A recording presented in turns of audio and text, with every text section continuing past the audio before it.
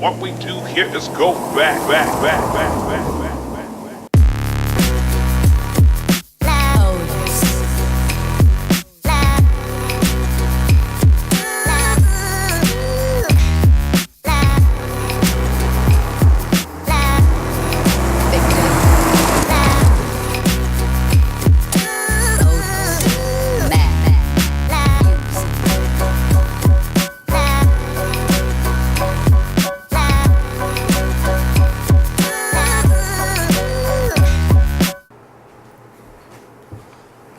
So I recently bought a 1999 BMW E36. And just as a backstory, I fell in love with this car when I saw Aaron Kaufman build an M3 on Fast and Loud. And before that I'd never seen a BMW E36, but as soon as I saw it I fell in love. And of course I can't afford an M3 right now, so I got a 323 IS, but it's still a lot of fun. But I needed a car because I go on business trips about 4 times a month, an hour or 2 away, not much. And my daily drivers are these old Ford trucks. So I have a 1995 and a 1966. And for getting around town, I live in a small town, they're great. But to take them on the highway, not so great. So I decided to buy a car, and I went to dealerships. Everything is ugly. I hate it all. I don't know what it is.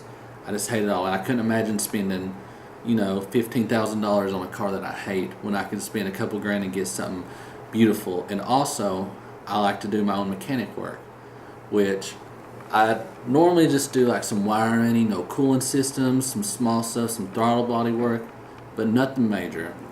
So I bought this car, and the first week of having it, the clutch goes out in it. And that's a big step for someone who's just a home mechanic and doesn't have a lift. So the first thing I did is I looked up dealerships and how much it would cost to get it fixed, which leads me to my first point. Number 1.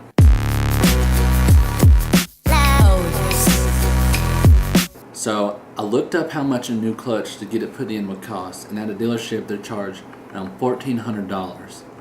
That's almost half the price of my BMW. I couldn't do that.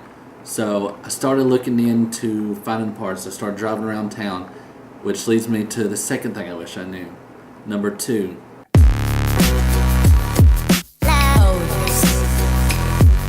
Parts are hard to find. Now when I say that, I don't mean that you have to have them hand cut in Germany or something. I just mean you can't go down the same day that you have a problem to AutoZone or Advanced Auto Parts and get the part like I can with my Ford trucks. Because with them I can go down in the same day they either have the part, or sometimes they can have the part in a couple hours. And you can't do that for BMW parts, and also the parts they sell are not that great. You're going to want to order them offline off a specialty dealer, and that's fine, but when you need a part right then, it makes it kind of hard. Anyways, I found a clutch. So they only cost about a little over $200 if you buy them online, which is, compared to $1,400, great. But I got my clutch in and I started doing research, which leads to the third thing I wish I knew. Number 3.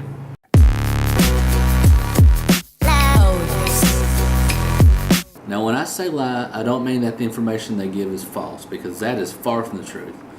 The YouTube tutorials for the BMW E36s are some of the most detailed videos I've ever watched. I mean, they even post them actually turning the bolts and everything on there. I mean, the information is fantastic. I couldn't put my clutch in without it. But one thing they don't tell you is how long it's going to take. They make it look like it's, 3 or 4 minutes and you're done, when in reality it took me about a week to actually get it in and out. And those are working long days. But one of the reasons why it's so hard is actually point number 4. So the fourth thing I wish I knew was that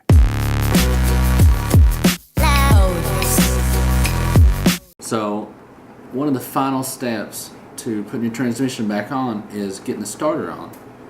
And after they've set for a while, there's a little dowel rod that corrodes and it won't slide back up on there.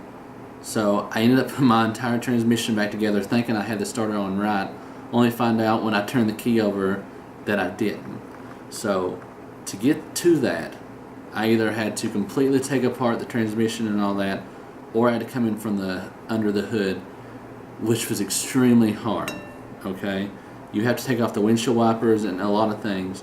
I mean, it's hard. It's so hard to get to, which actually led me to point number 5. The 5th thing I wish I knew was